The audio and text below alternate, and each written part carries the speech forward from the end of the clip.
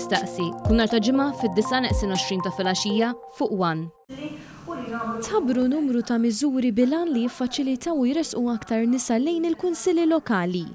Dan tħabbar f'konferenza tal-aħbarijiet indirizzata mis-Segretarju Parlamentari għall-Gvern Lokali Alison Zerafa Civelli u s-Segretarju Parlamentari għall-Ugwaljanza u Riformi Rebecca Buttigieg. Fost l-oħrajn dawn ir-riformi jinkludu tneħħija tad-depożitu ta' €90 li kull kandidat irid jagħmel mal-Kummissjoni Elettorali biex jikkontesta l-elezzjoni.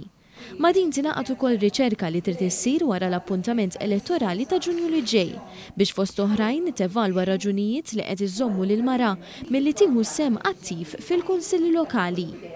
Dawn ir-raġunijiet jistgħu jvarjaw fosthom il-ħinijiet tas-seduti tal-kunsilli, ir-responsabbiltajiet tal-familja u n-nuqqas ta' riżorsi.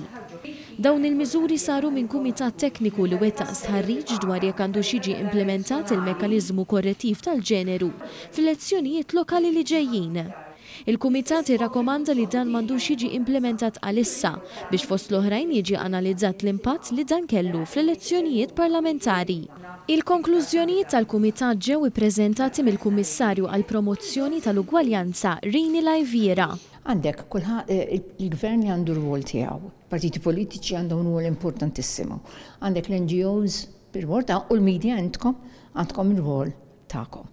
Il-gvern irid jara illi juri impenn u għalhekk din il-konferenza stampa llum juri impenn biex iħeġġeġ iktar nisa li joħorġu fil-kunsilli kandidati fil-kunsilli lokali.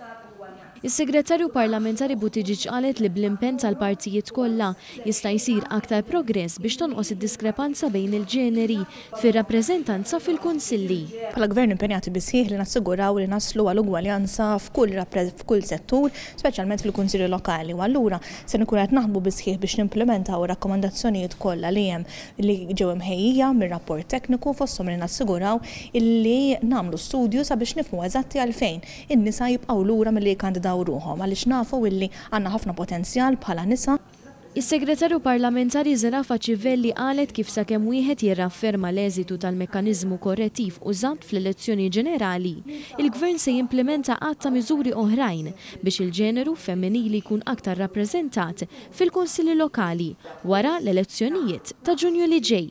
Wara li kien gvern laburista li jdaħħar il-mekkaniżmu tal-ġeneru sabiex jibbilanċja iż-żewġ sessi fil-Parlament ta' Malta u it-task force inwaqqaf għamel dan l-istudju għalkemm qegħdin ngħidu li għadu kmieni sabiex naraw il-frott li ħalli dak il-mekkaniżmu se nkunu qegħdin nimplementaw diversi miżuri sabiex naraw li l-mara tkun rappreżentata aħjar anka fuq bażi lokali.